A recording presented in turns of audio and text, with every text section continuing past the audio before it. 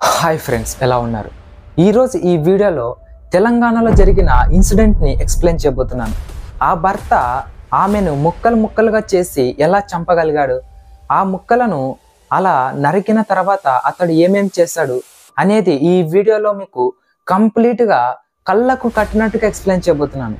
ఈ వీడియో అనేది చాలా ఇంట్రెస్టింగ్గా ఉండబోతుంది. అదేవిధంగా ఈ వీడియోలో అతడు ఎందుకు ఆమెను చంపాడు అన్న విషయం కూడా తెలుస్తుంది. సో ఈ వీడియో అనేది చాలా ఇంట్రెస్టింగ్గా ఉండబోతుంది. ఇక అసలు ఏమాత్రం ఆలస్యం చేయకుండా ఇక ఈ వీడియోని అయితే స్టార్ట్ చేస్తాను. Let's start our video. ఇతడి పేరు గురుమూర్తి. ఇతడు ఆర్మీలో వాలంటరీ రిటైర్మెంట్ చేసుకొని కాంచన్ బాగ్ DRDOలో సెక్యూరిటీ గార్డుగా చేరాడు. ఈమె అతడి భార్య. ఈమె పేరు వెంకట మాధవి. ఈమెతో 13 సంవత్సరాల క్రితమే పెళ్లి జరిగింది. వీళ్ళిద్దరికి ఒక 9 ఏళ్ల కూతురు మరియు 4 సంవత్సరాల కొడుకు ఉన్నారు. అయితే గత కొంతకాలం నుంచి భార్య వెంకట మాధవిపై అనుమానం పెంచుకున్న గురుమూర్తి తరచుగా ఆమెతో గొడవ పడేవాడు. ఈ క్రమంలోనే భార్యను హత్య చేయాలని పథకం వేశాడు. భార్యని చంపేయాలని నిర్ణయించుకున్న గురుమూర్తి ఆ సమయం కోసం ఎదురు చూశాడు. ఇదే సమయంలో స్కూళ్లకు సంక్రాంతి సెలవులు వచ్చాయి. గురుమూర్తి దీంతో తన భార్యని మరియు తమ 2 పిల్లలతో కలిసి తన సోదరి ఇంటికి తీసుకొని వెళ్ళాడు. అక్కడ పిల్లలను వదిలేసి తన భార్యతో మాత్రమే తిరిగి ఇంటికి వచ్చాడు. ఆ రోజు డేట్ 19 ఉదయం అవుతుంది. గురుమూర్తి మరో మహిళతో చనువుగా ఉన్న ఫోటోలను భార్య ఆయన ఫోన్లో చూసింది.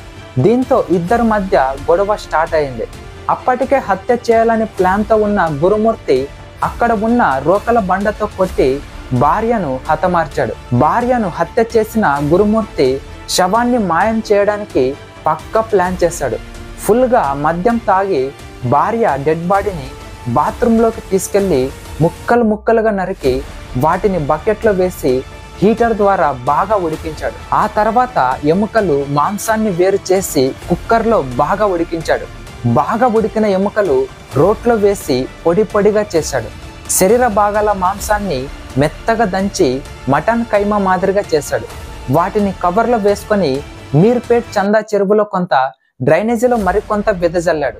ఆ తర్వాత ఇల్లును శుభ్రంగా కడిగేశాడు. ఇదంతా చేయడానికి గురుమూర్తికి 2 రోజులు పట్టింది. అయితే భార్యను చంపి ఇలా శవాన్ని చేయడానికి ముందుగానే ఓ కుక్కపై గురుమూర్తి ప్రాక్టీస్ చేసినట్టు తెలుస్తుంది. అప్పుడు మటన్ నరికే కత్తులను, కొత్త కుక్కర్లను కొనుగోలు చేసి పెట్టుకున్నట్లు సమాచారం. భార్యను చంపి శవాన్ని మాయం చేసిన గురుమూర్తి తనకు ఏమి తెలియదన్నట్లు అత్తమామలకు సమాచారం ఇచ్చాడు. తనతో గొడవ పడి ఇంట్లో నుంచి వెళ్ళిపోయిందని చెప్పాడు. గురుమూర్తి అంతటితో ఆగకుండా మీర్పేట్ పోలీస్ స్టేషన్కి వెళ్ళి తన భార్య కనిపించడం లేదు అని ఫిర్యాదు చేశాడు. మిస్సింగ్ కేసు నమోదు చేసిన పోలీసులు ఆ ఇంటి పరిసరాల్లోని సీసీ కెమెరా ఫుటేజ్ని జల్లెడ పట్టారు. కానీ ఆమె ఒక్కతే వెళ్ళిన దృశ్యాలు నమోదు కాలేదు.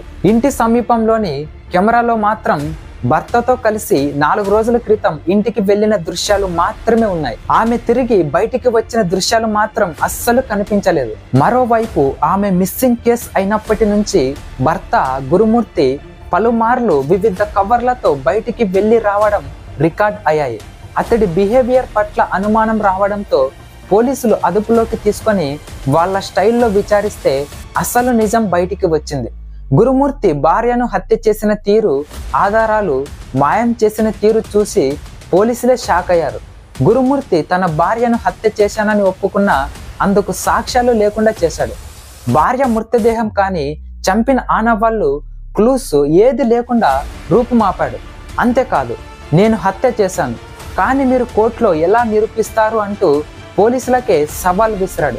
వెంకట మాధవి ఎముకల పొడి, ఆమె శరీర ముద్దల కోసం పోలీసులు చెరువుల్లో, డ్రైనేజీల్లో వెతికినా ఎలాంటి ఆధారాలు లభించలేదు. ఇంట్లో, బాత్రూమ్, వంటగదిల్లో FSL టీంలతో సెర్చింగ్ చేశారు. రక్తం మరకల కోసం ఇన్ఫ్రారెడ్ టెక్నాలజీతో వెతికారు.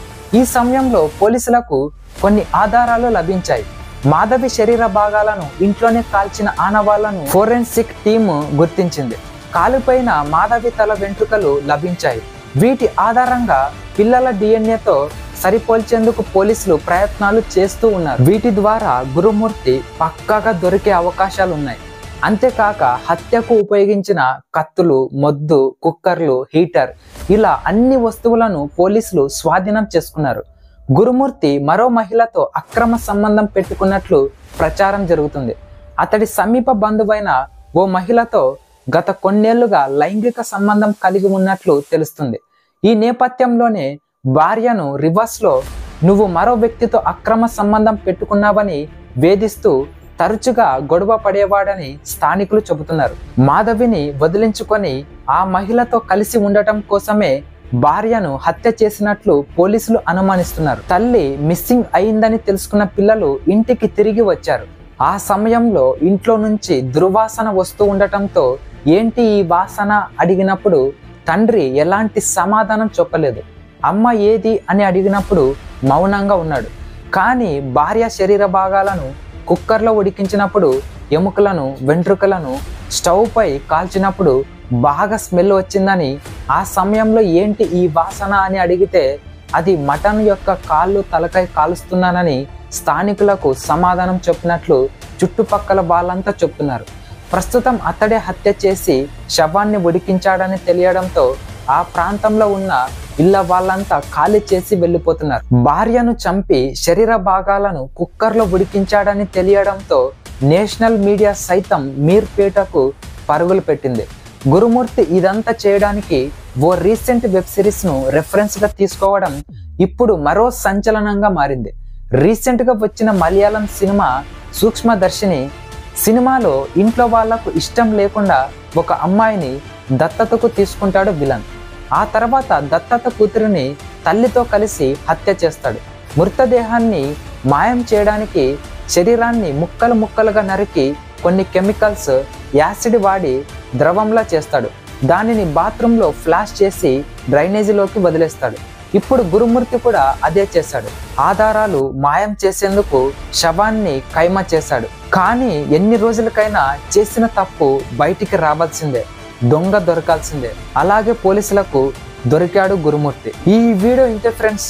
ఈ వీడియోలో గనక నా ఎక్స్ప్లెనేషన్ గనక నచ్చితే తప్పకుండా లైక్ చేయండి. అలాగే ఇంతవరకు మన ఛానల్కి సబ్స్క్రైబ్ కాని వాళ్ళు ఉంటే ఇప్పుడే సబ్స్క్రైబ్ చేసుకోండి. అలాగే ఇలాంటి ట్రెండింగ్ టాపిక్స్ మిస్ కాకూడదు అనుకుంటే పక్కన బెల్ ని యాక్టివ్ లో ఉంచుకోండి. Thank you for watching. This is Naveen Kumar signing off.